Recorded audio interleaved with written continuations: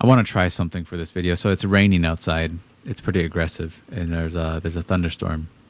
So I want to leave it. I just want to see what this sounds like after. Maybe I'll delete it. We'll see. But there's a question that I've been thinking about, and it's is it selfish? I had a question when I first started with Neville. Is it selfish to imagine good for oneself? It felt wrong almost for me to just imagine just something even better, even if it was small. Really, the size of it wasn't the point. It was just imagining something going well for you. It almost felt like, was it a wrong thing, or is something bad gonna come from me imagining something good? And is it selfish to imagine something good? Because, well, essentially in Neville's work, there's no one to change but self, which means you have to focus on yourself, right? And so I struggled with that feeling of wondering if it was selfish to focus on myself. But it really wasn't. It's the answer's kind of it's multifaceted, because on one facet, it's not selfish, because when you see the actual results of you changing self, and you see results that align with that change, you start to realize it only makes sense to focus on yourself, right? But then focusing on yourself, my problem was that I wondered, well, how does this relate to others? Like, shouldn't I help other people? If I'm just focused on myself, I'm not helping people. But the truth is that if you helped yourself, you're helping the people around you. I've noticed just in my life that when I've seen my imaginal act be externalized, and I imagine something good for myself, other people benefited around me from the good that I imagined for me.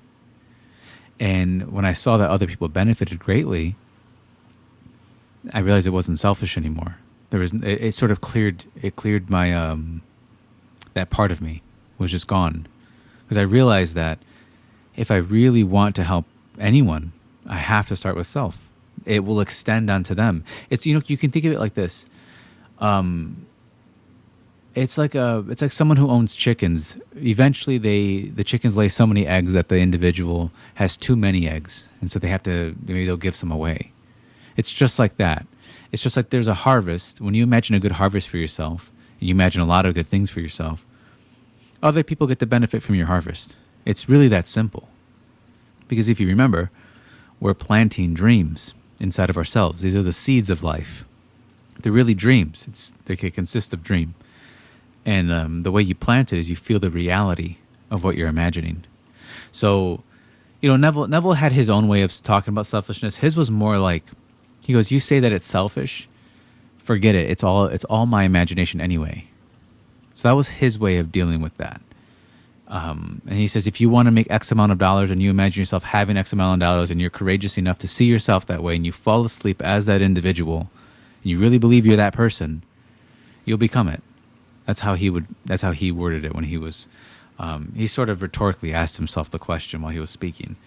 Is it selfish to imagine having more for yourself?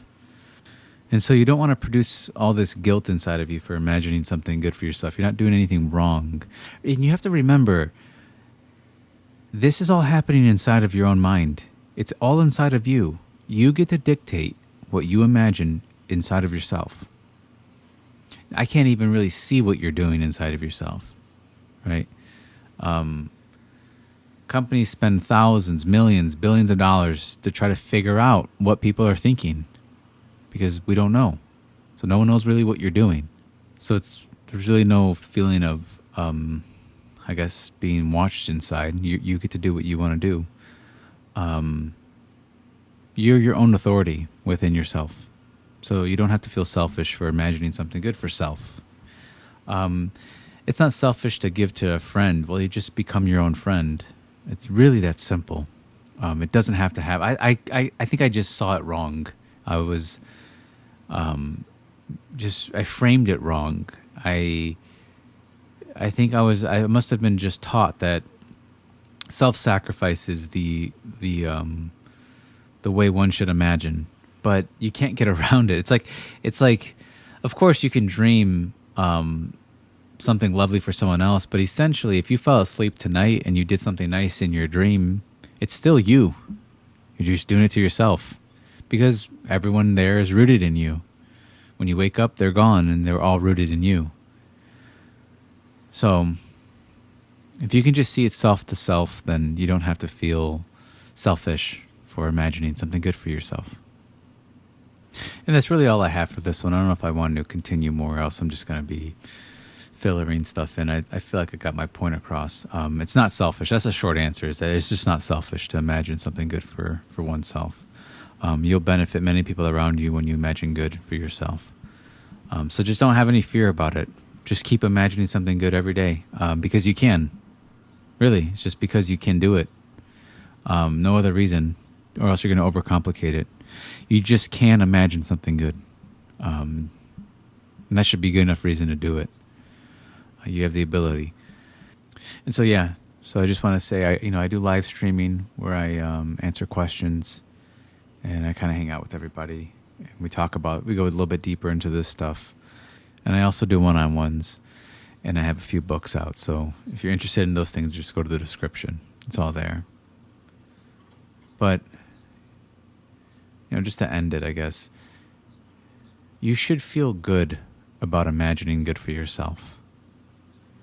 And really other people as well. You should feel, this work, when it comes to Neville's work, it should always lead to more internal freedom and power. So if you're not going down that route, chances are you're not following the work correctly. So it should always lead to more freedom and power.